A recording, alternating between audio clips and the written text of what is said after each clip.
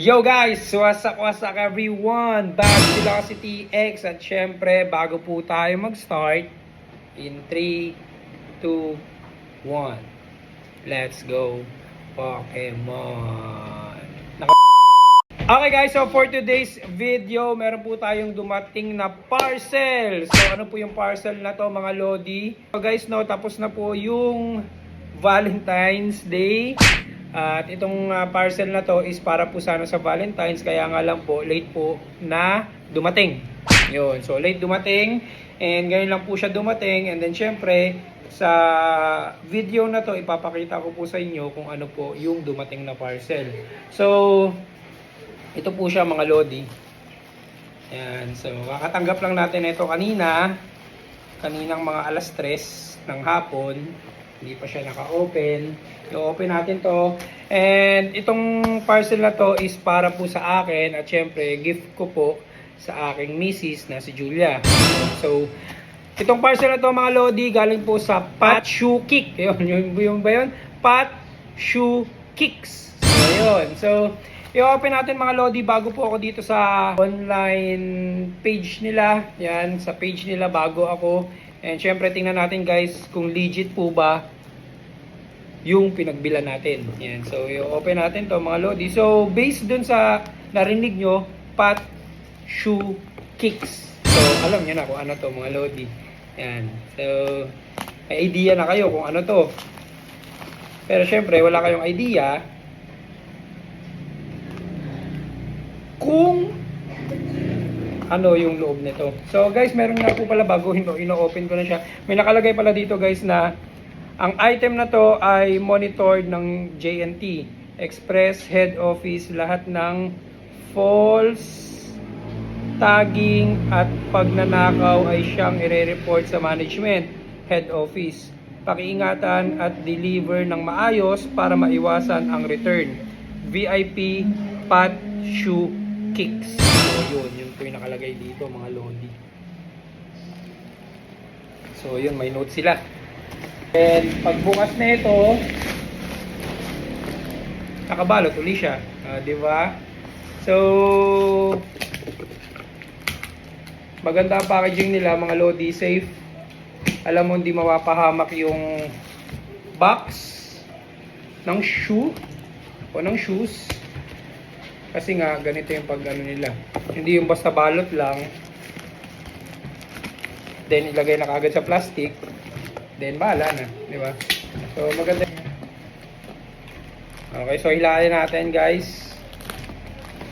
So, ganito yung kulay niya. Nike SB. Rin. Okay, tingnan natin. Oh, ito, meron siya. Yun. So, itong box na to, wala.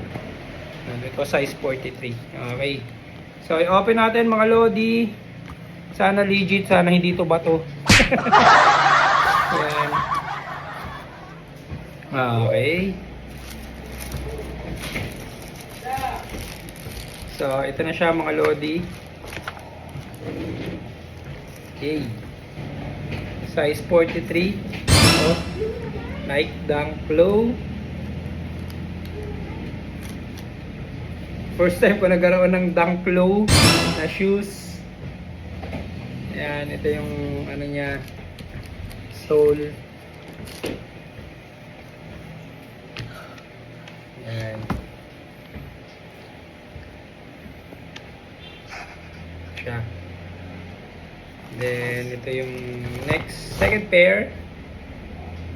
Ayan, tingnan natin kung size 43.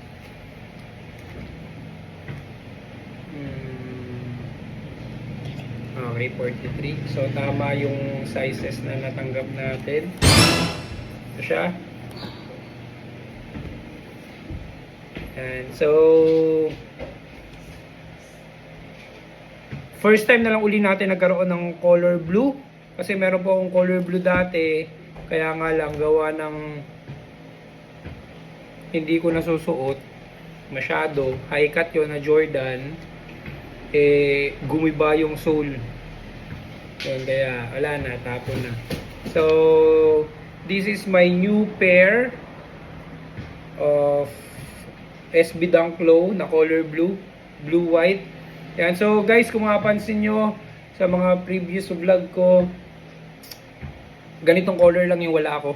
Yan sa ano ko, sa acrylic boxes ko ng mga sapatos. So meron na tayo nito mga lodi. At syempre, maiteturn na po tayo sa mga color blue na shirt or short natin. Yan. And then meron siyang mga ganito. Oh, yun, so may mga pa-Nike siyang details dito. Astig ah. May mga resibo. Hong Kong Gold Garden Street number 84 Hong Kong. And description. Oh, yun, so may mga ganito siya mga lodi oh. Oh, diba? Nakakatawa. And meron siya ditong ganito, hindi ko alam kung ano to. And meron din siyang ganito. Hindi ko alam, hindi ko maintindihan dahil in-check. And ito. So may nakalagay dito poison. Ako, nakakatakot to. Poison pala to. Nakalagay is can't stop, won't stop.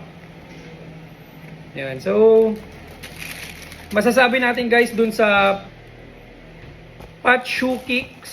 Yan. So legit siya mga lodi. At syempre, ngayon pa lang po nagpapasalamat po ako sa owner nun.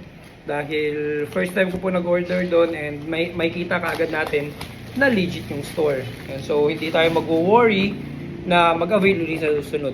Yan. So second box. Yan guys, so ipapakita na lang natin to dahil ako unang nag-vlog. Hindi niya pa nakikita to, hindi pa siya nag-vlog.